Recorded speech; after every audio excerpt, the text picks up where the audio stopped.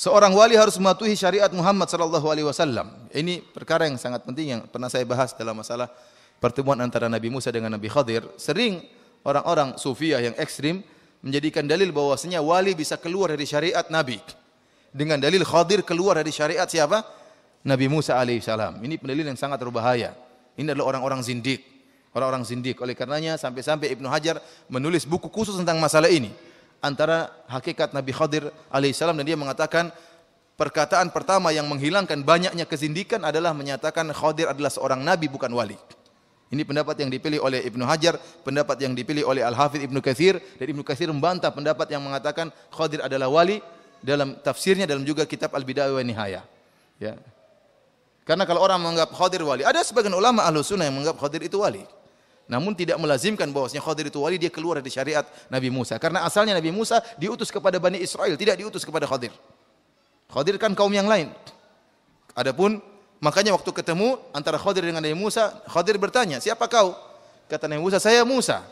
Maka Khadir berkata, "Kau Musanya Bani Israel." Artinya Musa itu banyak ya. Ada mungkin Musa Pekalongan, ada Musa Martapura, tapi Khadir berkata, "Kau Musanya Bani Israel." Berarti kaum yang lain. Asalnya Musa tidak diutus kepada siapa? Khadir. Terlebih lagi ternyata Khadir adalah seorang nabi. Makanya Allah mengatakan atainahu rahmatan wa 'allamnahu min ladunna ilma. Kami ajarkan dari dia ilmu dari kami. Makanya Nabi Khadir tatkala bertemu Nabi Musa, Khadir mengatakan, "Wahai Musa, innaka ala ilmin 'allamakallah la 'alamuhu ana." Wahai Musa, kau di atas ilmu yang Allah ajarkan kepadamu dan saya tidak tahu. Ana ala ilmin 'allamani Allah, dan saya di atas ilmu yang Allah ajarkan kepada saya, la ta'lamuhu anta, kau tidak tahu. Jadi Nabi Khadir membandingkan tadi dengan Musa. Jadi menunjukkan sama-sama nabi. Kau punya ilmu, saya tidak tahu, saya juga punya ilmu, kau tidak tahu wahai Musa. Jadi pendapat yang benar, Khadir adalah seorang nabi. Kemudian yang benar Nabi Khadir pun tidak keluar dari syariat Nabi Musa. Mereka yang menyangka Nabi Khadir keluar dari syariat Nabi Musa, ini pendapat yang keliru.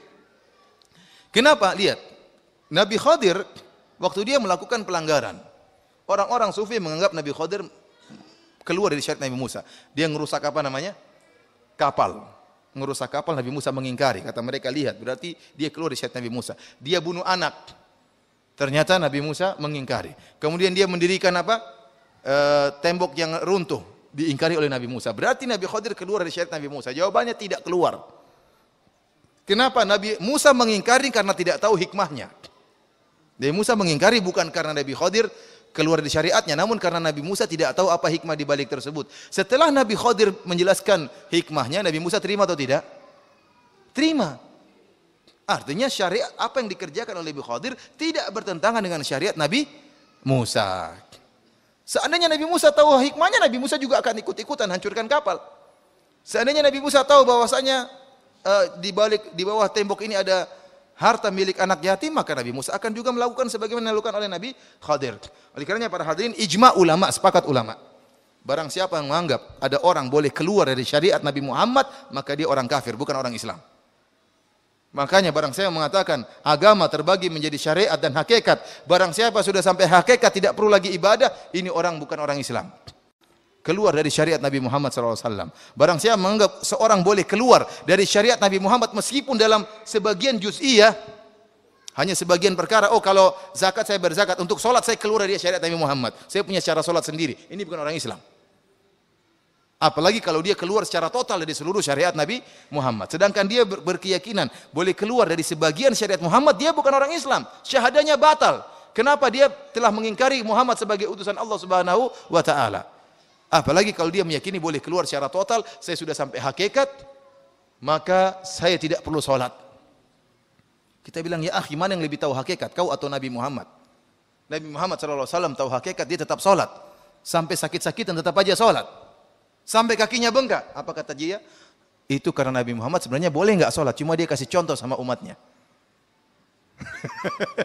Katanya sebenarnya Nabi Muhammad tuh sebenarnya boleh enggak sholat, cuma dia kasih contoh kepada umatnya. Subhanallah, ada aja mereka bisa ngeles. Para hadirin dan hadirat yang dirahmati oleh Allah Subhanahu wa taala. Jadi seorang wali, ya jangankan seorang wali, bahkan nabi saja, nabi yang lain pun harus taat kepada Nabi Muhammad.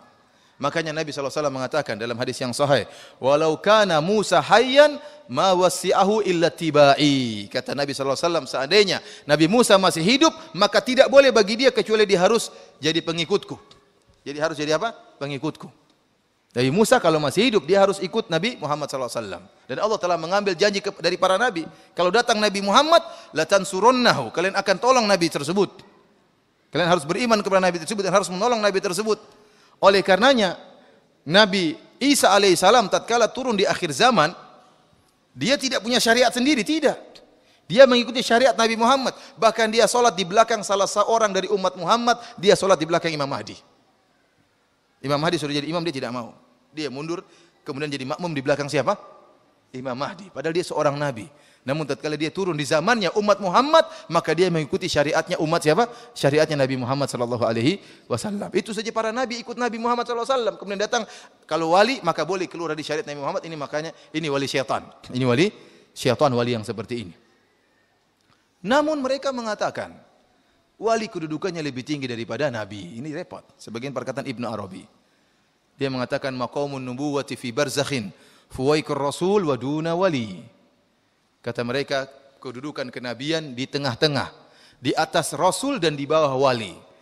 Jadi menurut orang-orang sufi yang paling tinggi wali, kemudian nabi, baru kemudian apa? Rasul. Menurut kita orang Islam kebalik, harusnya yang paling tinggi apa? Rasul, baru kemudian nabi, baru kemudian apa? Wali. Kenapa mereka mengatakan wali lebih tinggi daripada nabi? Dalilnya Khidir. Khidir lebih tinggi daripada siapa? Nabi Musa. Padahal tidak benar, sebagaimana tadi telah kita jelaskan. Para hadirin dan hadirat yang dirahmati Allah Subhanahu wa taala.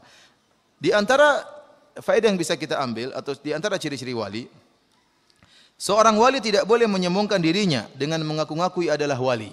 Tidak boleh. Allah mengatakan fala tuzakku anfusakum huwa a'lamu biman ittaqa. Janganlah kalian menyatakan diri kalian suci. Dialah Allah yang lebih mengetahui tentang orang-orang yang bertakwa. Maka tidak ada kita dapati para ulama yang karya mereka begitu banyak, ngaku-ngaku saya adalah wali, tidak pernah. Tidak pernah. Kenapa? Karena mereka jauh daripada namanya riya, jauh dari namanya merasa diri hebat. Kita tidak dapati Abu Bakar mengatakan saya wali Allah, Umar mengatakan saya wali Allah. Mereka tidak pernah mengatakan demikian. Justru mereka takut kepada Allah Subhanahu wa taala. Bagaimana Umar yang takut termasuk orang-orang munafik? Itu hakikat wali Allah, takut kepada Allah, bukan pede merasa dirinya sebagai apa? Sebagai wali Allah.